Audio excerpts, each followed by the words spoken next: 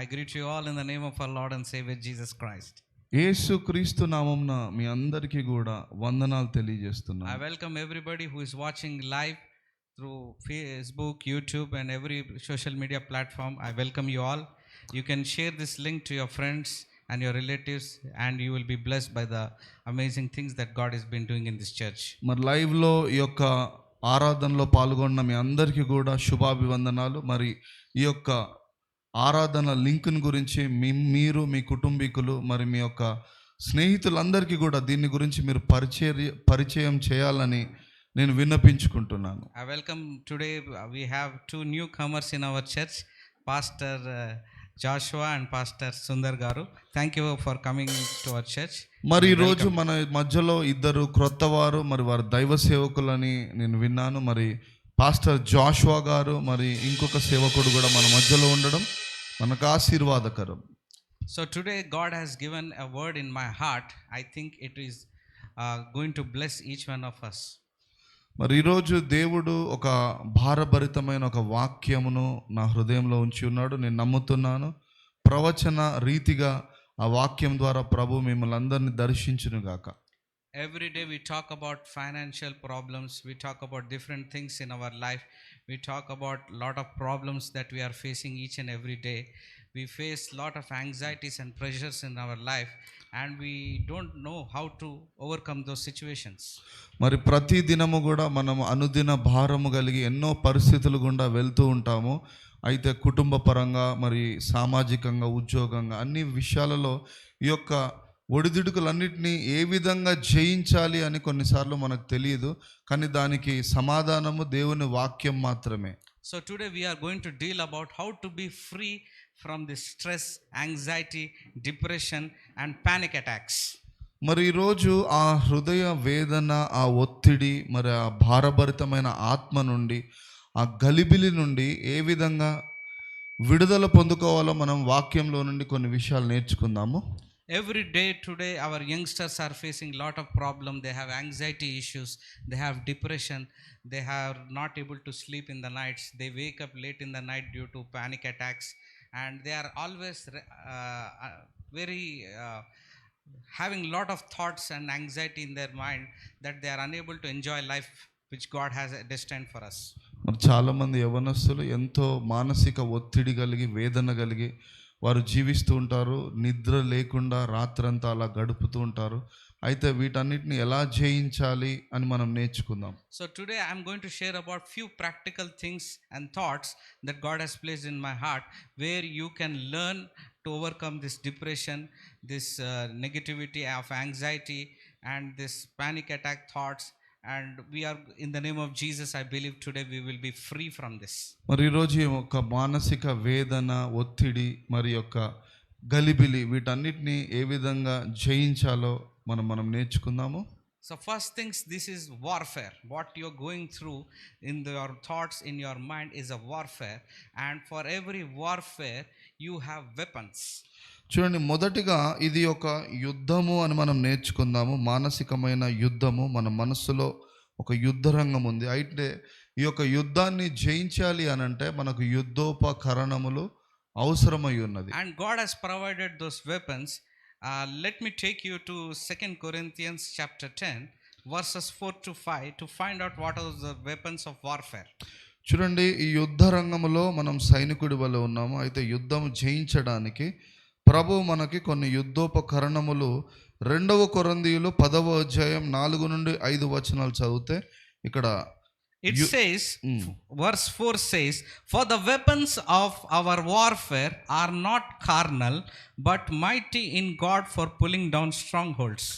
ఇక్కడ 2 కొరింథీయులు 10వ అధ్యాయము 4-5 వచనాలు చదువుకుంటున్నాం. 4వ వచనం, మన యుద్ధములు శరీర సంబంధమైనవి కావు గాని దుర్గములను పడద్రోయుటకు దేవుని ఎదుట శక్తివంతములై ఉన్నవి. Hallelujah. So always remember people, your emotions are the reflections of your thoughts which you are thinking.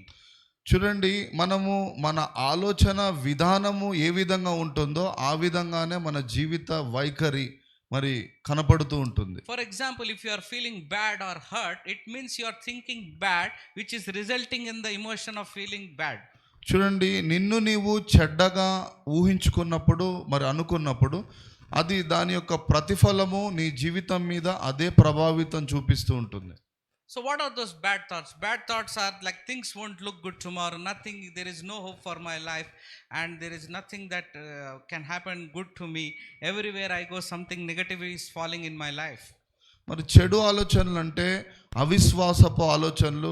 మరి నేను ఎందుకు పనికిరాని వాడను, వ్యర్థుడను, రేపు నా జీవితంలో ఏమీ కొత్తగా జరగదు, మరి అలాగే ఉంటుంది, నేను ఓటమిని చూడబోతున్నాను, ఇలాంటి అవిశ్వాసపు ఆలోచనలు చెడ్డ తలంపులుగా మన జీవితంలో పనిచేస్తూ ఉంటాయి. So whenever a believer faces some kind of persecution in his, for example, in his workplace, and there is some person who has said something negative, we constantly feel bad about it and make that our reality.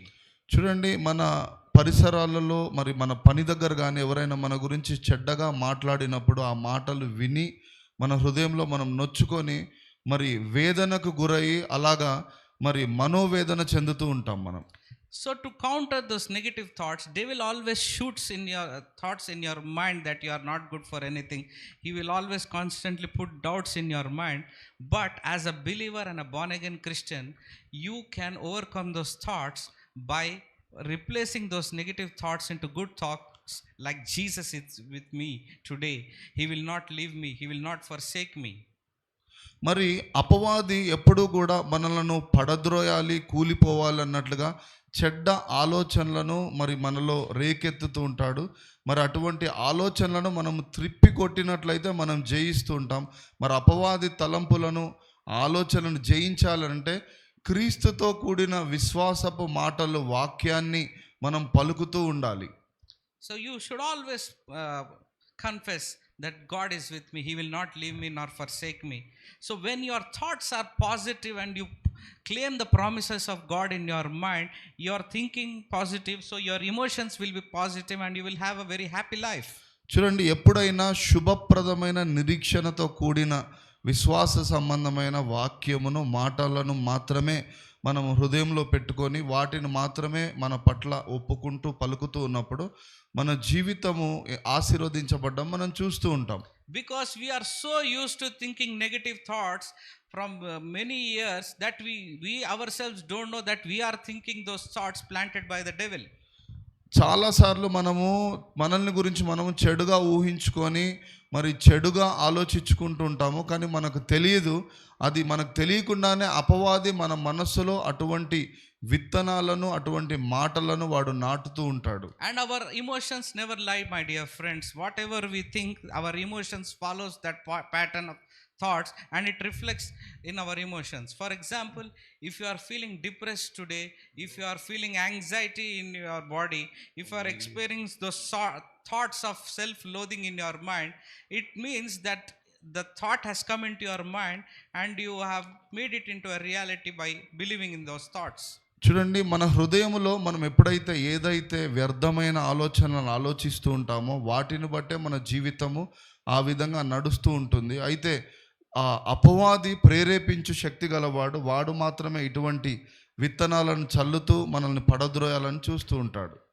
So devil always plants thoughts of worrisome thoughts of being inferior, that I am cursed, I am nobody loves me, nobody cares for me, there is no hope for me, my future looks very dim, I have no friends, I have nobody who supports me and encourages me. So these thoughts come into your mind. The devil plants these thoughts in your mind so that you will completely be in guilt and condemnation, and you make it a reality and you go into the direction of depression, anxiety, and all those panic attacks follow you. చూడండి, సైతానుడు ఎప్పుడు మరి వాక్యానికి వేరుగా నిన్ను గురించి శాపగ్రస్తమైన మాటలను నీకు తెలియజేస్తూ ఉంటాడు. మరి అదేవిధంగా దోషారోపణ చేయు మనస్సాక్షిని కలిగి ఉండులాగున నిన్ను గురించి, నీ బలహీనతలను గురించి వాడు మాట్లాడుతూ నిన్ను పతనము చేయాలి అన్నది వాడి ఆలోచన. So Jesus on the Mount of Sermon says a very interesting thing in Matthew chapter 6 verse 31. If you read it, you will understand. It says, Therefore, take no thought saying, what shall we eat, or what shall we drink, or how shall we be clothed? ఇక్కడ మత్తయి సువార్త 6వ అధ్యాయము 31వ వచనం చదువుకుందాము. కాబట్టి ఏమి తిందుమో, ఏమి త్రాగుదుమో, ఏమి ధరించుకొందుమో అని చింతింపకుడి అని ప్రభు అంటున్నాడు. So it clearly says, take no thought saying. If a devil throws a thought in your mind, you take that thought by saying it. చూడండి, అపవాది నీ మనసులో ఏదైనా ఆలోచన చెప్పినప్పుడు నువ్వు దానికి వేరుగా వ్యతిరేకంగా ప్రభు యొక్క వాగ్దానాన్ని ఎత్తిపట్టి ప్రవచిస్తూ ఉండాలి. So what happens when the devil shoots the thought? You should eliminate those thoughts by positive conversion. But if that thought is converted into feeling, and you say that negative confession that I am not good for anything, that I am not useless, I am cursed, you make your words carry life. God has given you the mouth to confess good things. If you speak negatively, negative things will manifest in your life. చూడండి, అపవాది వాడు ప్రేరేపించు శక్తి గలవాడు. వాడు కొన్ని మాటల ద్వారా నిరాశ, నిస్పృహ సంబంధమైన అవిశ్వాసపు మాటలను నీలో ఉంచినప్పుడు వాటిని వెంటనే నువ్వు త్రిప్పికొట్టాలి. లేదంటే వాటిని నీ హృదయంలో పెట్టుకొని నువ్వు ధ్యానించినప్పుడు నువ్వు హృదయము నిండిన దాన్ని బట్టే నోరు మాట్లాడుతుందని లేఖనం సెలవిస్తుంది. నువ్వు హృదయము అపవాది మాటల చేత నింపుకొని వాటిని మాట్లాడినట్లయితే అదే ప్రతిఫలాన్ని నువ్వు చూడబోతున్నావు. So Jesus here clearly says in Matthew 6:31, take no thought saying, what shall we eat, what shall we drink, how shall we be clothed? These are worrisome thoughts. These are worrisome thoughts that makes you depressed, that makes you anxious, that gives you panic attacks and will cause you restlessness in your body. చూడండి, ఇక్కడ ప్రభువు ఐహిక విచారమును గురించి ఆయన బోధిస్తూ ఉన్నాడు. ఐహిక విచారము ద్వారా మనము మానసిక కృంగుదలకు లోనవుతూ ఉంటామంట. మత్తయి సువార్తలో మరి 6వ అధ్యాయం 31వ వచనంలో ప్రభు అంటా ఉన్నాడు, ఇక్కడ ఐహిక విచారాలంటే కాబట్టి ఏమి త్రిందుమో, ఏమి త్రాగుదుమో, ఏమి ధరించుకుందుమో అని చింతిస్తూ ఉన్నప్పుడు ఆ చింత ద్వారా మానసిక వేదన, ఒత్తిడి ద్వారా అపవాది పనిచేస్తూ ఉంటాడు. So if you are experiencing that thoughts of depression and thoughts of anxiety, what you have to do as believer is you can take one step at a time. If you are undergoing the things, you can take one step at a time. చూడండి, ఒకవేళ నువ్వు మానసిక వేదన, ఒత్తిడితో ఉన్నప్పటికీ కూడా అమాంతము ఒకేసారి నువ్వు జయించలేకపోయినా నెమ్మదిగా విశ్వాసముతో వాక్యాన్ని ఆధారం చేసుకొని ఒక్కొక్క అడుగు విశ్వాసంతో ముందుకు వేస్తూ సైతానుని మనం జయించాలి. So one step at a time, one day at a time, if you do small things, you will be the word of God clearly says your word is lamp unto my feet. చూడండి, దేవుడి వాక్యం సెలవిస్తుంది, నీ వాక్యము నా పాదములకు దీపమైనదంట. అంటే మనము ఈ యొక్క మానసిక వేదనను మరి సైతాన్ శక్తులను జయించాలి అని అంటే చిన్న మరి విశ్వాసపు అడుగులు, రోజుకు ఒక అడుగు వేసినప్పటికీ కూడా మనం వాడిని జయించవచ్చు అని వాక్యం బోధిస్తుంది. So imagine you are taking a lamp and you are walking one step at a time. If you take, you might not see the destiny, but that light of the word of God will take you forward with one step at a time. చూడండి, మనము చీకట్లో దూర ప్రయాణం చేస్తున్నప్పుడు మనం ఏ గమ్యానికి వెళ్ళాలో మొదటి అడుగులోనే మనకు కనిపించకపోవచ్చు. అయినప్పటికీ కూడా వాక్యము అనే దీపమును మనం పట్టుకొని నిరీక్షణతో ఒక్కొక్క అడుగు ముందుకు వేస్తూ ఉన్నప్పుడు మెల్లిమెల్లిగా మన గమ్యాన్ని మనం చేరుకోగలం. So that light may not show you your end destiny, but it will guide you into one step at a time, and it will make you develop that faith in you that you are doing good and you are fighting those thoughts each day as it comes. చూడండి, మన చేతిలో మనం నడుస్తున్న ఆ యొక్క వాక్యం అనే దీపము మరి మన దారంతా ఒకటేసారి మనకు చూపించకపోవచ్చు, కానీ నెమ్మదిగా మనం వేసే ప్రతి అడుగు ముందు, ఒక్కొక్క అడుగు ముందు మనకు ఆ బాటలో వెలుగునిస్తూ ఉంటుంది. అలాగే దేవుని వాక్యం ద్వారా కూడా చిన్నగా విశ్వాసంలో ఒక్కొక్క అడుగు వేస్తూ ముందుకు వెళుతూ మనము జయించాలి. Example, if you look in the Old Testament, David was told to give food to his brothers who are at the war front against the Philistines. చూడండి, ఇక్కడ పాత నిబంధనలు చూస్తే మరి దావీదు ఆ యొక్క యుద్ధ రంగంలో వారితో ఉన్నాడు. అయితే అన్నదమ్ములతో మరి his father told them to take food for them. He took one step at a time and he obeyed his father and took the food to the war front. మరి ఆ యొక్క దావీదుకు అప్పగింపబడిన పని ఏంటంటే యుద్ధం మాత్రమే కాదు, ముందుగా అక్కడ తన సహోదరులకు భోజనం ఇవ్వాలి అని అన్నది అక్కడ చిన్న పనిగా ఉంటుంది. కానీ ఆ చిన్న పని ద్వారా కూడా అతడు మెల్లిమెల్లిగా పెద్ద రాజుగా మార్చబడ్డాడు. So when he goes in obedience, though what was happening there, the Philistines and the Israelites were waging war. Goliath was challenging them, and there was a major showdown, and David was not aware of what was happening. He was looking at his sheep, but what he did is he was taking food to his brothers, not knowing what is the destiny he had. He just went with the flow with obedience. చూడండి, అనుదినము మన జీవితంలో మనం చేసే చిన్న చిన్న పనులు ఎంతో ప్రభావితం చేస్తూ ఉంటాయి. మరి దావీదు కూడా ఇక్కడ చిన్నవాడిగా కేవలము భోజనాన్ని అందించేవాడిగా ఉన్నాడు. కానీ అక్కడ చూస్తే ఫిలిస్తీన్ల దండు మరి గొలియాతు వారందరూ నిలబడి ఉన్నారు. So he just obeyed and took one step at a time and went there, knowing what has ended up, you all know that he ended up killing Goliath and he became the king of Israel later on. చూడండి, దావీదు అక్కడ చిన్న అడుగు మాత్రమే వేశాడు. ఏంటంటే యుద్ధ రంగంలో కేవలము వారికి భోజనం ఇవ్వాలని. కానీ అతడి యొక్క విధేయత ఎక్కడి వరకు నడిపించిందంటే ఆ యొక్క గొలియాతును జయించే విధంగా మరి ఇశ్రాయేలీలకు చివరికి రాజుగా నిలబెట్టింది. ఆ చిన్న మరి క్రియ, భోజనం తీసుకొని వెళ్ళి ఇవ్వాలి అనే విధేయత అతన్ని రాజు చేసింది. So today you might be completely disturbed, completely depressed that nothing is happening in my life, no matter what I am doing. But if you take one step, just it can be if you are in your room watching now feeling depressed and anxious, just take one step. Switch on the TV, watch something, a good sermon. హల్లెలూయా. చూడండి, ఈరోజు నీ విషయంలో కూడా మరి ఒక పెద్ద యుద్ధ రంగంలో ఉన్నట్లుగా ఒక మానసిక ఒత్తిడి, వేదన, ఏదో బాధలో ఉన్నప్పటికీ కూడా నీవు ఓటమిని అంగీకరించకూడదు. కానీ వాక్యం అనే వెలుగును పట్టుకొని చిన్న చిన్న అడుగులు వేస్తూ ఉండాలి. ఒకవేళ వాక్యం చదవడమో లేదంటే టీవీ ఆన్ చేసి వాక్యం వినడమో ఇలా చేస్తూ ఉన్నప్పుడు నీ యొక్క గమ్యాన్ని నువ్వు చేరుకోగలవు. Just one scripture, just one promise, just one opening of the Bible, just one interaction, just one encounter can change your life upside down.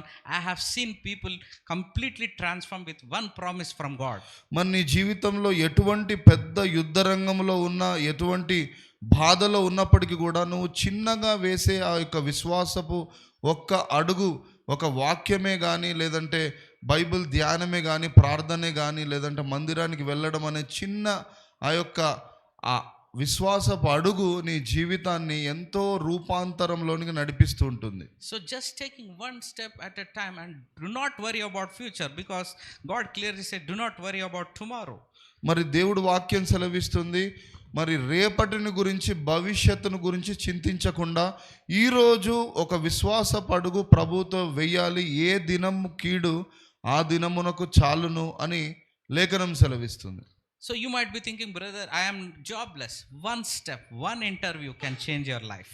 మరి నీవు కూడా ఇక్కడ ఎవరైనా అనుకోవచ్చు నాకు ఉద్యోగం లేదు అని. విశ్వాసముతో వాక్యాన్ని ఆధారం చేసుకొని ఒక్క అడుగేసి నువ్వు ఇంటర్వ్యూకి వెళ్ళినా కూడా ప్రభువు కార్యాన్ని జరిగించగలడు. ఆ ఉద్యోగం నీకు రావచ్చు, నువ్వు ఆశీర్వాదాన్ని చూడొచ్చేమో. You might think there are some very young people, just they call me and ask for pray for marriage. One step, you might think my age is over, I am not able to get married. But one step of faith can lead to your destiny of marriage. మరి కొంతమంది ఇక నా వయసు అయిపోయింది, నాకు వివాహం జరగదు అని వేదనలో ఉండొచ్చు. కానీ విశ్వాసముతో నువ్వు వేసే ఒక్క అడుగు, ఆ ప్రార్థన, ఒక వాక్యము నీ జీవితాన్ని మార్చేస్తూ ఉంటుంది. నీకు వివాహము జరిగించడానికి అది శక్తిని ఇస్తూ ఉంటుంది. Likewise children, if you want to have children, you have been praying one step at a time. You might not see your destiny, but God always overcomes and he will provide you that child that you are looking for and a marriage partner that you are looking for. చూడండి, కొంతమంది ఉద్యోగమే కాదు, వివాహము, మరి గర్భఫలం లేని వారు కూడా నువ్వు విశ్వాసముతో ఒక్క అడుగు ముందుకేసి ప్రభువుని అడిగినట్లయితే, వాక్యము ఎత్తిపట్టి ప్రార్థించినట్లయితే ప్రభువు మరి ఆ యొక్క గర్భఫలమును ఎదురు చూస్తున్న ఆశీర్వాదం ఏదైనా ప్రభువు నీకు అనుగ్రహించడానికి సిద్ధంగా ఉన్నాడు. So classic example, imagine one day Rebecca goes out and she meets somebody who she gives generously the water, and little later she knows that she was uh, like interviewed by that person who for she was later on becoming the wife of Isaac. చూడండి, మీ అందరికీ తెలుసు రిబ్కా అనే స్త్రీ మరి ఆ ఒక దగ్గర నీరు చేదుతూ ఉంది. అయితే మరి అబ్రహాము తన సేవకుడిని పంపించాడు ఇస్సాకుకు మరి వివాహం కొరకు. మరి ఆమె ఇచ్చిన కొన్ని నీళ్లతోని తన వివాహానికి మార్గాలు తెరవబడ్డాయి. ఆ రిబ్కా ఇస్సాకుకు భార్యగా మరి ఆమె భార్యగా ఆశీర్వదించబడ్డది. So our destiny, God's plan was she married Isaac, the son of Abraham, and she inherited everything. Not only that person was anointed, but he was rich, and she got a very wonderful life partner. Today you can also get a wonderful life partner if you believe. చూడండి, రిబ్కా ఇచ్చిన కొన్ని నీళ్లను బట్టి తన జీవితమే మారిపోయింది. ఒక గొప్ప అబ్రహాము కుమారుడికి తను మరి భార్యగా మారిపోయిందండి. అంత గొప్ప ఆశీర్వాదము ఒక చిన్న క్రియను బట్టి ప్రభు విడుదల చేశాడు. మన జీవితంలో కూడా మనం వేసే విశ్వాసపు ఒక్క అడుగు ద్వారా ప్రభు గొప్ప కార్యాలను జరిగించగలడు. Hallelujah. So let me take you to one more verse, Matthew 6 verse 34. It says, give your entire attention to what God is doing right now. Don't get worked up about what may or may not happen tomorrow. God will help you deal with whatever hard things comes up when the time comes. మత్తయి సువార్త 6వ అధ్యాయము 34వ వచనం చదువుదాము. దేవుడు ప్రస్తుతం ఏమి చేస్తున్నాడో దానిపైనే మీ పూర్తి దృష్టిని ఉంచాలి. రేపు ఏమి జరుగుతుందో లేదా జరగదో అని ఊహించుకొని కంగారు పడకండి. సమయం వచ్చినప్పుడు ఎలాంటి కష్టాలు ఎదురైనా వాటిని తట్టుకునేలా దేవుడు మనకు సహాయం చేస్తాడు అని రాయబడి ఉంది. So God is telling to his all people, don't worry about tomorrow. You will receive fresh manna, fresh word of God from God. One day at a time you can receive it, and it will help you to let go of that day. చూడండి, దేవుని పిల్లలముగా భవిష్యత్తును గురించి మనం చింతించకూడదు. ఏ దినము కీడు ఆ దినమునకు చాలును. ప్రతి దినము మన్నా ఏ రోజుకు ఆ రోజు ఫ్రెష్గా వారికి అనుగ్రహించబడ్డట్లుగా మనము కూడా ఏ దినముకు ఆ దినముకు చాలు అని విశ్వాసముతో ఒక్కొక్క అడుగు వేస్తూ జీవించాలి. So today we are living in a time, there are a lot of distractions in our life. We are living in a modern time. Technology is taking over. Everybody is phone addict. Even when we are preaching, people scroll down reels. People think about different things.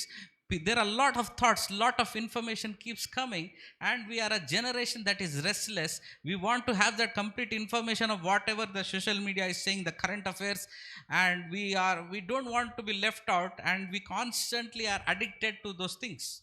చూడండి, వాక్యానికి విరుద్ధంగా ఇక్కడ మనము కూడా మన జీవితంలో ఏం జరగబోతుంది, జీవితం అంతా ఒకటేసారి చూడాలి, తెలుసుకోవాలి, నేర్చుకోవాలి అనే దురాశతోని మనము ఈ యొక్క చివరి దినాల్లో ఉన్నాం కదా. ఈ యొక్క సోషల్ మీడియాలో ఎప్పుడు మనం అది ఇది చూసి ఏదో నేర్చుకోవాలి, ఏదో తెలుసుకోవాలి, జీవితం అంతా ఒకటేసారి అర్థం అవ్వాలి అని మనము ప్రయత్నిస్తుంటాము. కానీ అలా కాదు. ప్రతి దినమునకు చాలిన దేవుడు, ఏ దినమునకు ఆ దినం మాత్రమే మనం జీవించాలి. So there are a lot of distractions. I have seen little children, big men of God, they are wasting time on scrolling Facebook videos, and by the time the scrolling happens, you have lost 3 to 4 hours of your day time.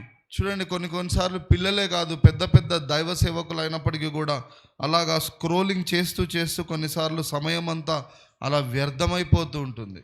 Is it adding any value to your life? Are you learning something from it? Or are you growing in your life? Are you encouraged by what you are seeing? I feel nothing. You just scroll and you sleep. Nothing happens. చూడండి, మనల్ని మనము పరీక్షించుకోవాలి. మరి మనం చేసే ఆ యొక్క దానంతట్లో మనకు ఏదైనా లాభసాటికంగా ఉంటుందా, మరి ప్రయోజనకరంగా ఉందా, దాంట్లో దేవుడిలో మనం ఎదుగుతున్నామా లేదా అనేది మనం గమనించుకోవాలి. I'm not saying today to throw your phones and completely isolate yourself and not watch those scrolls. I'm just saying let no those things control you. You should be controlling those things. Those things should not control you. అయితే మీ చేతిలో ఉన్న mobiles అన్ని పడేయమని నేను అంటలేను, కానీ ఏదైనా కూడా మరి మన ఆధీనంలో ఉండాలి. మరి పరిశుద్ధాత్మ స్వాధీనంలో మనం అందరం ఉండాలి, కానీ మనము దాని స్వాధీనంలోకి వెళ్ళిపోకూడదండి. So let us continue to dwell more on this. If you let's turn our Bibles to Hebrews chapter 11 verse 1. It says, now faith is the substance for the things hoped for, evidence of things not seen. అందరం మన Bible తెరుస్తామండి. హెబ్రీలకు రాసిన పత్రిక 11వ అధ్యాయం 1వ వచనంలో చక్కని మాట ఉంది. విశ్వాసమనున్నది నిరీక్షింపబడు వాటి యొక్క నిజస్వరూపమును, అదృశ్యమైనవి ఉన్నవి అనుటకు రుజువై ఉన్నదట. So now faith is, it means living in the now, present now. Fear is something to do about the future. చూడండి, విశ్వాసం అనేది ఏ విధంగా పనిచేస్తుందంటే ఈ దినము కొరకు, ఈ క్షణము కొరకు పనిచేస్తూ ఉంటుంది. భయము అనేది మరి భవిష్యత్తును గురించిన చింత, నీకు తెలియని ఆ యొక్క రాబోతున్న దాని గురించిన ఒక చింత, దిగులుతో ఆ భయము మన జీవితంలో పనిచేస్తూ ఉంటుంది. So we as believers, we always think about future or past. Future worrisome thoughts, or in the past which carries guilt, condemnation, regrets. What I should have done like this, but my life would have been something. We always dwell upon the past or dwell upon the future what is to carry, but we forget now faith is. It is now that we need to live in the faith of being now. చూడండి, విశ్వాసం అంటే అది ఈ క్షణానికి, ఈ దినానికి సంబంధించింది. మరి భవిష్యత్తును గురించి చింతించవలసిన అవసరం మనకు లేదు. లేదంటే గతమును గురించిన ఆ బాధ, ఆ వేదనను గురించి మనము ధ్యానించాల్సిన అవసరం లేదు. కానీ ఏ దినముకు ఆ దినము ప్రభువుతో మనము విశ్వాసములో గడపాలి అన్నది దేవుడి చిత్తం. People always tell me, brother, you should have looked at my past, what the things that I've done, and I've done lot of mistakes, I've lost lot of money. If I conducted myself in a better way, my life would have not been like this. So you always keep condemning yourself with the regrets of the past, and when you hold on to the regrets of the past, guilt, condemnation, what happens is you don't move forward, and constantly you are being attacked in your mind with those thoughts, and you will not be able to live in the present what God has plans for you. చూడండి, క్రైస్తవులు ఎప్పుడు మరి జరిగిపోయిన వాటి గురించి ఆలోచించాల్సిన అవసరం లేదు. ఎప్పుడైతే అప్పుడు నేను అలా చేయసి ఉండాల్సి ఉండే, కాదు ఇలా చేసి ఉంటే బాగుండేదేమో అనన్న బాధ, వేదనతో మనము మన జీవితాన్ని జీవించకూడదు, కానీ విశ్వాసముతో ప్రతిరోజు మనము జీవించాలి. Hallelujah. The word of God clearly says, the Lord is your present help, now help. He is ready to help you now. మరి వాక్యము చాలా స్పష్టంగా బోధిస్తుంది. మరి ఆయన ఆపత్ కాలములో నమ్ముకొనదగిన సహాయకుడు అంట. ఈ క్షణములో, ఏ క్షణానికి ఆ క్షణము మరి నీతో కూడా ఉండి, విడువక ఎడబాయక నీతో ఉండి నీకు సహాయము చేసే దేవుడిగా ఆయన ఉన్నాడు. So don't lose hope. Continuously have that faith. Now also always be expected something amazing is going to happen. I always live my life that something amazing is going to happen.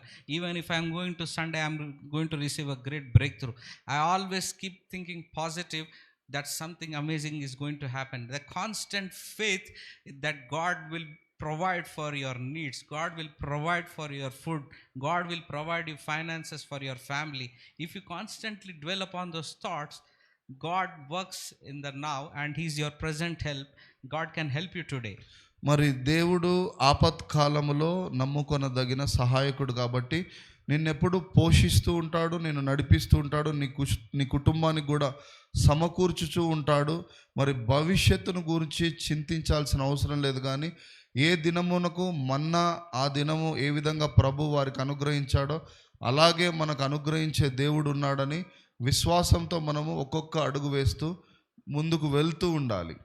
And one more most important thing that I see in believers, young people especially, is they don't reach out to people for help. చూడండి, చాలామంది యవనస్తుల్లో ఉన్న ఒక బాధాకరమైన విషయం ఏంటంటే, వారికి ఏం జరిగినా కూడా మరి వారు ఎవరికి చెప్పుకోవడానికి ఇష్టపడరు, మరి సహాయం కూడా కోరుకోరు ఎవరి దగ్గర నుండి. Fearing judgment and condemnation from pastor. If I tell something to my pastor, how will he receive me? Will he receive me with love or condemnation that you and he will judge you or gossip about you? That is the reason why youngsters are not coming out saying their problems to their pastors or parents. So that is causing them more and more anxiety. మరి చాలామంది యవనస్తులు వారిలో ఎంతో మానసిక వేదన, ఒత్తిడితో వారు జీవిస్తూ ఉంటారు. వారి జీవితంలో ఉన్న ఆయా పరిస్థితులు, కొన్నిసార్లు ఆ పాపమును గురించి వారు ఎవరితో మాట్లాడడానికి, దైవ సేవకులతో పంచుకోవడానికి, వారు ప్రార్థన సహకారం కోరడానికి కూడా వారు ఇష్టపడరు. ఎందుకంటే నన్ను గురించి వారు ఏమనుకుంటారో అని ఒక భయంతో జీవిస్తూ ఉంటారు. So devil always wants you to be isolated and he wants you to be alone. And whenever you are confronted, whenever somebody comes to help you, you say, brother, you don't understand my situation. Na baadha nik telvadu. You don't understand what I have been through, what is my past. They put you away and they will want you to be isolated from people and be alone to yourself. చూడండి, సైతానుడి యొక్క గొప్ప పన్నాగం ఏంటంటే, నీవు ఒంటరిగా ఉండాలి, ఎవరితో కలుసుకోకూడదు, సహవాసంలో ఉండకూడదు, మరి ఎటువంటి ఆదరణ కలిగి ఉండకూడదు అన్నట్లుగా నిన్ను ఒంటరివాడిగా చేసి, మరి నీ గురించి నువ్వు ఎవరికి చెప్పినా కూడా వారు నీ గురించి చెడ్డగా అనుకుంటారు అన్న అపోహతో నిన్ను ఎవరిని కలవనీయకుండా నువ్వు ఒంటరిగా ఉండి అలా వేదనగా రోదనలో ఉండాలి అన్నది సైతానుడు వాడి యొక్క ఆలోచన. He wants you to think that you are a very strange person with strange problems and your problem is uniquely yours that nobody else is facing. Those are thoughts that implant by devil in you that makes you think that my problems are very unique. You will not understand, brother, what I am going through. You will say that భరించేవాడికే బాధ తెలుస్తుంది, nobody will understand me. That is the thoughts of devil which comes in your heart and mind that will not allow other people to help you. మరి సైతానుడు యవనస్తులను ఎటువంటి భ్రమలో ఉంచుతాడంటే, మరి నువ్వు ఏ పరిస్థితిలో ఉన్నావో అది చాలా భయంకరమైన పరిస్థితి, అది చాలా దుస్థితి. అటువంటి పరిస్థితి ఎవరికీ రాకూడదు, ఎవరికి చెప్పినా నీ పరువు పోతుంది, కాబట్టి నువ్వు మౌనంగా ఉండి ఇలాగే బాధపడుతూ ఉండు. అటువంటి పరిస్థితిలో సైతాను నిన్ను ఉంచడానికి వాడు ఇష్టపడుతూ ఉంటాడు. Imagine if you are watching something very dangerous on internet, you are watching something very bad, like you are watching pornography in your phone, or you are watching something very dangerous, or if you are taking drugs, or if you are taking alcohol, or you are consuming these things, and God wants you to be isolated, but word of God clearly says that you should not forsake the assemblies of God, meeting people. You should be surrounded with godly people. చూడండి, నువ్వు ఎటువంటి మరి దుర్మార్గపు అలవాట్లు ఉన్నా కూడా, చెడు అలవాట్లు ఉన్నప్పటికీ కూడా, పాపపు స్థితిలో ఉన్నప్పటికీ కూడా దేవుడు వాక్యం సెలవిస్తుంది, మరి తన యొద్దకు వచ్చేవాడిని ఆయన ఏమాత్రము త్రోసిపుచ్చేవాడు కాదట. నువ్వు వాక్యం చదువుతూనే ఉండాలి, సహవాసానికి వస్తూనే ఉండాలి, ప్రార్థనలో మరి ఆరాధనలో పాల్గొంటూనే ఉండాలి. అప్పుడే ప్రభువు నిన్ను విడిపిస్తాడు. So the problem is, as I told you, the devil likes you to be isolated and be in a strange atmosphere that cause you to have this anxiety being double up and the panic attacks coming in your mind, that when you are sleeping in the night suddenly you wake up not feeling restless and not able to sleep. మరి సైతానుడు నువ్వు మనోవేదన, ఉద్రిక్తత, ఆ బాధలో ఉండాలి, మరి దాని ద్వారా నీ ఆరోగ్యం క్షీణించాలి అన్నట్లుగా చేస్తూ ఉంటాడు. కొన్నిసార్లు మనం నిద్రలో నుండి అలా లేచి ఉలికి పడుతూ ఉంటాము కదా, అవన్నీ కూడా కొన్నిసార్లు సైతానుడి క్రియలే అవి. If you look in the New Testament, if you look at the story of Gathering the demonic, he was isolated, he was all by himself, all alone by himself, he was cutting himself down, he was constantly being alone and just things, he was behaving very strangely. చూడండి, క్రొత్త నిబంధనలో కూడా మనము గెరెస్సా అనే ప్రాంతంలో గమనించినట్లయితే ఒక వ్యక్తి మరి సైతానుడి చేత ఎంతో మానసిక వేదన, ఒత్తిడికి గురైన వాడు, అతడు సమాధుల్లో తిరుగుతూ ఉన్నాడంట. మరి అక్కడ యేసు ప్రభువుని చూడగానే తనను తాను ఆయనే మరి ఇట్లా అంతా he was cutting himself, he was causing self harm to himself. The devil always works in a way that it will promote anti social behavior in people. తనను తానే ఇట్లా మొత్తం అంతా చేతులు కోసుకోవడము అలాగా చేస్తూ ఉంటాడు సైతానుడు. So in this case, Gadrin the demonic was shouting, he was cutting himself, he was behaving, he was suicidal, he wanted to end his life. So notice one thing, very important thing, he was all by himself, nobody to take care of him, nobody to talk to him. అక్కడ గమనించినట్లయితే అతడు ఒంటరివాడిగా ఆ సమాధుల్లో పడి తిరుగుతూ ఉంటాడు. తను మరణించాలి అన్న ఆలోచన కలిగి ఉన్నాడు. తనను తాను ప్రతిరోజు గాయపరుచుకొని ఒంటరితనంలో చీకటిలో ఒక్కడే అతడు సైతానుడు పట్టి జీవిస్తూ ఉన్నాడు. So what devil does is when you are in completely isolation from the rest of the world, being in your room and with those dark thoughts, it will consume you, you will not be able to enjoy life. So it is very essential to reach out to godly people so that they may mentor you and make you a better person. ఒక్కడివే నువ్వు ఒంటరిగా ఉండి ఒక గదిలో చీకట్లో ఉండి అలా బంధించబడి బాధించబడుతున్న స్థితిలో అపవాది బంధకాల్లో నువ్వు ఉండడానికి వీల్లేదు. ఎప్పుడైనా సంఘపు తలుపులు నీ కొరకు తెరిచే ఉంటాయి.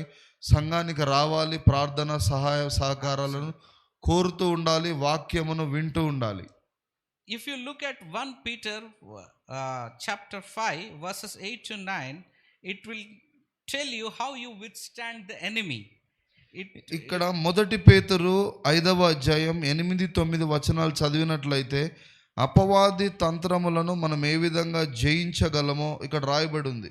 It says verse 8, be sober, be vigilant, because your adversary the devil walks about like a roaring lion, seeking whom he may devour. And verse 9 says, resist him steadfast in the faith, knowing that the same sufferings are experienced by your brotherhood in the world. మొదటి పేతురు 5వ అధ్యాయం 8వ వచనం నుండి చదువుతున్నా, నిబ్బరమైన బుద్ధి గలవారై మెలకువగా ఉండుడి, మీ విరోధి అయిన అపవాది గర్జించు సింహము వలె ఎవడిని మృంగుదుమా అని వెదకుచూ తిరుగుచున్నాడట. And verse 9, if you లోకమందున్న మీ సహోదరులలో ఇలాంటి శ్రమలే నెరవేర్చుచున్నవని ఎరిగి విశ్వాసమునందు స్థిరులై వారిని ఎదురించుడి. So God talks about brotherhood and sisterhood. When you reach out to godly people with one another. For example, if I am going through something, I call brother Prem, I discuss with him that brother, I am going through this problem, I am facing stress about this matter. So when I discuss about my anxieties about the church or believers or in general, what I am doing is I am sharing, and he is also discussing with him. In that thought process, he might also say, brother, I also have some people like this in my circles. So what we understand is these problems are not just uniquely mine. Everybody is facing these problems. చూడండి, మనందరము మరి సంఘముగా సహవాసముగా పిలువబడ్డాము, సహోదరులముగా ఉన్నాము. ఒకరితోనొకరు మన పరిస్థితులను గురించి పంచుకోవాలి, ఒకరికొకరు బుద్ధి చెప్పుకొని ఒకరికొకరు ప్రార్థించుకోవడానికి మనం పిలువబడ్డాము. ఒకరినొకరు ఆదరించుకోవాలి, ప్రోత్సహించుకోవాలి. So in that brotherhood, or if you are uncomfortable speaking to your family members, you can reach out to a friend, you can reach out to a pastor, you can reach out to your sister. So what happens is when you share your burdens and anxiety with people, your burdens will be lessened and you will feel light in your body and you will feel hopeful. ఎప్పుడైతే నీవు మరి సంఘములో మరి దైవ సేవకులతోని మరి సంఘ పెద్దలతోని ప్రార్థన పరులతోని నీ పరిస్థితిని గురించి వారికి విడమర్చి చెప్పుకొని ప్రార్థించమని చెప్తావో అప్పుడు నీ హృదయంలో ఆ భారము వేదన తొలగిపోయి మరి సమాధానమును నెమ్మదిని నువ్వు చూడబోతున్నావు. So suddenly when you share those things and your burdens are lightened, you feel normal about yourself that other people are also going through this problem. So my dear people, I suggest you to get out of this anxiety and depression, get connected to one another. Don't keep your problems to yourself, reach out to one another so that we can pray. As a church, you can come to me and discuss anything. Even if you are doing any kind of wrong things that you are ashamed to tell anybody, we as a pastors, Prem and me or any of the leader, Vinod uncle, everybody, Emmanuel, you can reach out to anybody and we will be praying for you and make sure that you come out of this problem. మరి సంఘముగా ఎటువంటి మానసిక వేదన ఒత్తిడితో ఉన్నప్పటికీ కూడా మరి వచ్చి దైవ సేవకుల దగ్గరకు వచ్చి నీ యొక్క పరిస్థితిని గురించి నువ్వు చెప్పుకోవచ్చు. నీ కొరకు ప్రార్థించడానికి సంఘమంతా కూడా సిద్ధంగా ఉంది. So don't forsake people when they want to tell you something. Don't say my problem is very unique, you don't know about my problem, I am having severe anxiety, I am having severe problem, you will not understand me, my problem is very dangerous. If you say those things, what you do is you you disconnect from people, which may, and you are isolated, and it gives devil a withhold in your life to take your life. మరి నేను జయించలేని ఒక భయంకరమైన పరిస్థితిలో ఉన్నాను, ఇది నా పరిస్థితి నాకే తెలుసు అని నువ్వు భ్రమపడాల్సిన అవసరం లేదు. మరి నువ్వు సంఘానికి వచ్చి నువ్వు ప్రార్థించుకున్నప్పుడు, మరి అనేకులతో పంచుకున్నప్పుడు నువ్వు సైతానుడిని, నీ సమస్యలను నువ్వు జయించగలుగుతావు. So there is one auntie who called me recently. I don't like to mention the name I want to keep it private. She was sharing everything. So almost like 1 hour she was sharing only this, my problem, my financial problem, my daughter problem, my everything. I don't understand, but I was listening to her. And conversation went one way for 1 hour. So what she said at the end is, I don't know brother, when I talk to you I feel my burden is less. Sometimes we need somebody to listen to us, so that when you share your thoughts, your burden will be less. So you should not resist people who are coming for advice for you. మరి దైవ సేవకులతో మాట్లాడడం వలన నీ యొక్క మానసిక వేదన, ఒత్తిడిని నువ్వు తొలగించుకొని మరి ఆదరింపబడుతూ ఉంటావు. ఆ విధంగా నువ్వు సంఘానికి వచ్చి నువ్వు అనేకులతో నీ యొక్క విషయాన్ని గురించి చెప్పుకోవచ్చు. నువ్వు ప్రార్థన కొరకు వారిని అడగొచ్చు నువ్వు. So, and one more important step that you can do is, don't look at yourself, look at Jesus. When you look at Jesus, everything in your life goes away. చూడండి, ఇంకొక ప్రాముఖ్యమైన విషయం ఏంటంటే, ఎంతసేపు నిన్ను గురించి నీవు చూసుకోవడం కాదు, కానీ మరి యేసు వైపు చూడాలి. ఎప్పుడైతే యేసు వైపు నిదానించి నిరీక్షించి చూస్తూ ఉంటావో, అప్పుడు నీ పరిస్థితులన్నిటిలో నువ్వు ఒక మార్పును, ఒక విజయాన్ని నువ్వు చూడబోతున్నావు. The devil comes to knock your head off. He always is an accuser. The Bible says he is an accuser of brethren. He always argues and shows your bad points. He always shows your bad points.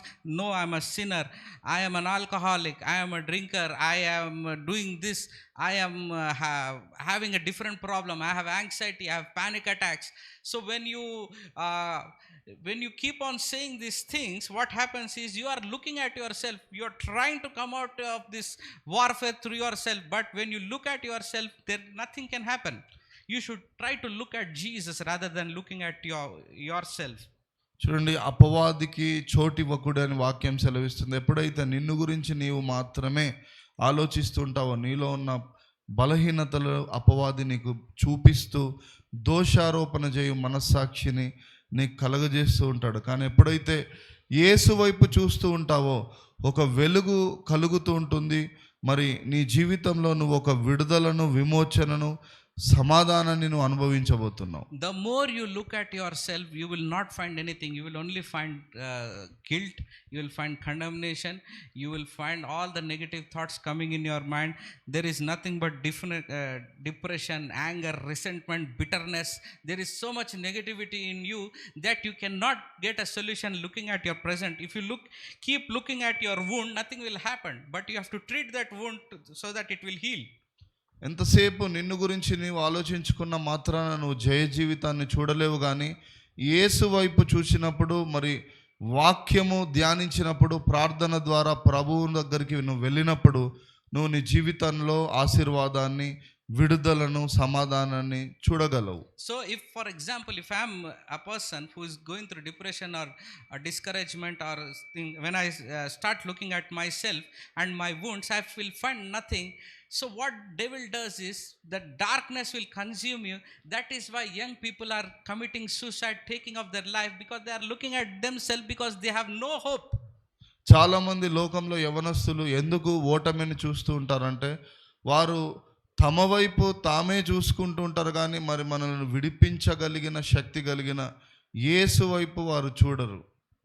So that is why so many people are taking lives and they are constantly in depression, that there is no hope for them, because they see their situation, they see that they are poor, they see that they are jobless, they see that they are not going anywhere in their life, and they constantly have these negative thoughts coming into their mind, and they at one time they see that there is no hope for me, and that is why they try to end their life. But as believers, you and me have hope, my dear friends. You are not a lone ranger in this world. You have hope, and you have a blessed hope that everything is going to work for you. చూడండి, లోకంలో ఉన్న వారికి మరి ఎటువంటి నిరీక్షణ లేకపోవచ్చు, కానీ మరి క్రైస్తవులముగా నీకు నాకు ఒక నిరీక్షణ ఉంది. ఆయననే ప్రభు అయిన యేసుక్రీస్తు. మరి ఆయన వైపు చూచినప్పుడు మన జీవితంలో విడుదలను, ఆశీర్వాదాన్ని మనం చూడగలం. So the root cause of depression, anxiety, frustration is to take eyes off yourself and look at Jesus. When you look at Jesus, everything in your life becomes, because Jesus is the author and finisher of our faith. The more you look at him, the more you feel relaxed, the more you will feel his presence, the more you become better, and the anxieties and depressions will fall off from your body. మరి యేసుక్రీస్తు ప్రభు విశ్వాసమునకు కర్తయు, ఆయన నిరీక్షణ అయి ఉన్నాడు కనుక మరి ఆయన వైపు నిదానించి చూస్తూ ఉన్న కొలది, ఆయనతో సహవాసం కలిగి ఉన్న కొలది, ప్రార్థిస్తున్న కొలది మనం మన జీవితంలో మరి జయాన్ని, విడుదలను, స్వస్థతను, సమాధానాన్ని మనం పొందుకోగలం. So the more I look at Jesus every day in my life, the glory of God radiates in me, and the faith springs up in my heart, giving a blessed hope, and you transform from glory to glories unto likeness of his image. You become like God, and you become the son of God, a child of God. చూడండి, ఎప్పుడైతే మనం యేసు వైపు నిదానించి చూస్తూ, ఆయనను గురించి ఆలోచిస్తూ, ధ్యానిస్తూ, ఆయన నామాన్ని బట్టి ప్రార్థిస్తూ ఉంటామో, మనం ఎవరినైతే చూస్తూ ఉంటామో వారి వల్లనే మనం మారిపోతాము. కనుక యేసును చూస్తూ మనం యేసు వలె మనం మారిపోయి అదే మహిమలోనికి, అదే మరి పరిశుద్ధతలోనికి, నీతిలోనికి మనం మారిపోతూ ఉంటామంట. So not by my efforts, but by the Spirit of God that is in me. Jesus is the only way for deliverance for you today, my dear friends. చూడండి, మన శక్తి చేత, మన బలం చేత కాదు, కానీ ఆయన ఆత్మ చేతనే ఈ యొక్క కార్యం జరిగించగలడు దేవుడు. మరి యేసు క్రీస్తు ప్రభువు మాత్రమే మనలను ఎటువంటి పరిస్థితినైనా మార్చగలడు, ఆయన మనల్ని విడిపించగలడు. And one more thought that you can is meditate on God's love every day. You have to meditate on God's love every day. If for example, if the devil wants you to keep you awake late in the night, pay him back by reading the word of God by when you are awake, so that the word of God will help you. చూడండి, ఇంకొక ప్రాముఖ్యమైన విషయం, మనం జయించాలి సైతానుడిని, మానసిక ఒత్తిడిని జయించాలంటే వాక్యమును దివారాత్రములు ధ్యానిస్తూ ఉండాలి. ఒకవేళ నీకు రాత్రులు నిద్ర రావనట్లయితే మరి బైబిల్ తీసి దేవుని వాక్యాన్ని ఎక్కువగా ధ్యానించే అలవాటు చేసుకోవాలి. And the Bible clearly says, meditate on my promises, meditate on it day and night, and you shall be like a tree planted. The more you meditate, the more peaceful sleep you will get. చూడండి, దివారాత్రములు యెహోవా ధర్మశాస్త్రము ధ్యానించువాడు ధన్యుడు. వాడు ఆకు వాడక తన కాలమందు ఫలమిచ్చు వృక్షం వలె ఉంటాడట. So many people today are asking me for prayer, brother, I cannot sleep in the night. I don't know, I'm trying everything, but I'm unable to sleep. I'm always waking up in the night and sleeping very late, and I'm not getting sleep. If you are that person, this verse is for you. If you look at Psalms chapter 127 verse 2. కీర్తన గ్రంథం 127వ కీర్తన 2వ వచనం చదువుకుందాం. It says, it is vain for you to rise up early, to sit up late, to eat the bread of sorrows, for so he gives his beloved sleep. 127వ కీర్తన 2వ వచనం, మీరు వేకువనే లేచి చాలా రాత్రి అయిన తరువాత పండుకొనుచు కష్టార్జితమైన ఆహారము తినుచు ఉండుట వ్యర్థమే, కానీ తన ప్రియులు నిద్రించుచు ఉంటుండగా ప్రభువు వారికి ఇచ్చుచున్నాడు. So there is a provision, my dear friends. There is a provision where God gives his beloved sleep. So for you to sleep peacefully, you have to establish that fact that you are God's beloved. చూడండి, ప్రభు దృష్టికి నువ్వు ప్రియమైన వాడివి అని అన్నది నువ్వు అది తెలుసుకొని విశ్వసించాలి. ప్రభువు నీకు శ్రేష్టమైన ఆశీర్వాదాలు ఇవ్వగోరుతున్నాడని నువ్వు నమ్మాలి. So don't struggle that. Say with me, God is my beloved. అందరం చెప్దాం, God is my beloved. God is my beloved. And God always says to us, you are my beloved son in whom I am well pleased. He is pleased with us. You don't need to do anything. You just need to believe. మరి ఈయన నా ప్రియ కుమారుడు, ఈయన యందు నేను ఆనందిస్తున్నా అని ప్రభువుతో దేవుడు చెప్పినట్లుగా మనల్ని కూడా ఆ విధంగానే అంటున్నాడు. మనం చేయవలసిందల్లా ప్రభువును విశ్వసించాలి. The very first step, my dear friends, whoever are going through anxiety, depression, and racing thoughts, feeling of breathlessness, unable to sleep properly, panic attacks, always under fear or always under stress, sweating, and constantly feeling suicidal to damage yourself, and all those things, all you need to do is read your Bible and meditate on God's love. And let me tell you, one promise from God, one encounter from God, everything in your life will be transformed. చూడండి, ప్రభువుతో మనకు కలిగే ఒక ముఖ దర్శనము, మరి ఆయనను కలుసుకొనుట వలన మన జీవితం అంతా కూడా రూపాంతర అనుభవంలోనికి మార్చబడుతూ ఉంటుంది. So with this last thought, I would like to end my message. It say, don't give up. Don't give up on God. You may give up on people, you may give up on everybody, but don't give up on God, because God can help you today to overcome every situation that you are facing, and that God gives you that hope. Hope is not that tomorrow will be very good. It says now the time is for me. The hope is now, and everything in my life is about to change in the name of Jesus. మరి యేసుక్రీస్తు నామమున మన జీవితంలో అన్ని మార్చగలిగే శక్తి ప్రభువుకు ఉంది. అది ఇప్పుడు నుండే ఆ కార్యము మొదలైందని నమ్ముదాం అందరం. A man says, don't raise your hope, brother. Don't raise your hopes. Don't raise your hopes. You may be disappointed. That is what man says. But God says, raise your hopes as high as the throne of God in heaven. మరి పరలోకంలో ప్రభు ఎంత ఉన్నతమైన వాడో అంత ఉన్నతమైన విశ్వాసం కలిగి మనం ముందుకెళ్ళాలి. Your hope should be very big. Your expectation should be big, because you are having a God who is bigger than the rest of the world, because they don't have God. That is why they are committing suicide. They're cutting themselves. They are surviving on drugs. They are murdering each one of them. They are having scuffles with people because they don't have hope.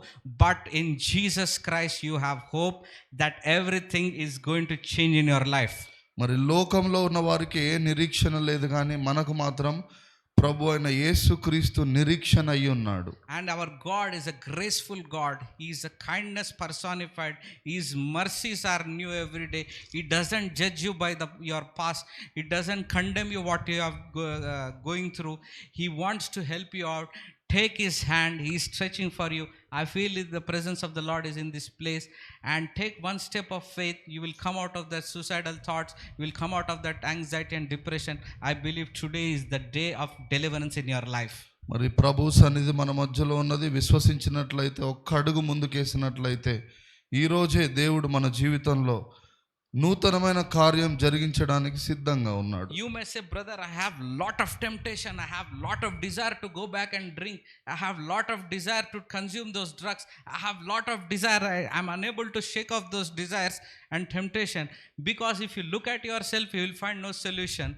But you look at Jesus, the God will give you rest. He will give you peace. He will give you knowledge. He will give you that anointing that you can overcome the situation and come out of that as a victor. And when you find happiness in the presence of the Lord, when you pray and read the word of God, everything in your life will be changed. మరి ప్రభు వాక్యం మనం ధ్యానిస్తున్నప్పుడు ఆయన మనకు విడుదల, స్వస్థత, సమాధానాన్ని, నెమ్మదిని అనుగ్రహించే దేవుడిగా ఉన్నాడు. Let us all rise up to our feet. I want to pray a prayer of deliverance to you. If you are that person who is facing anxiety, depression, or you are feeling hopeless, then your situation is, you can come here right in front of us. We will pray for you.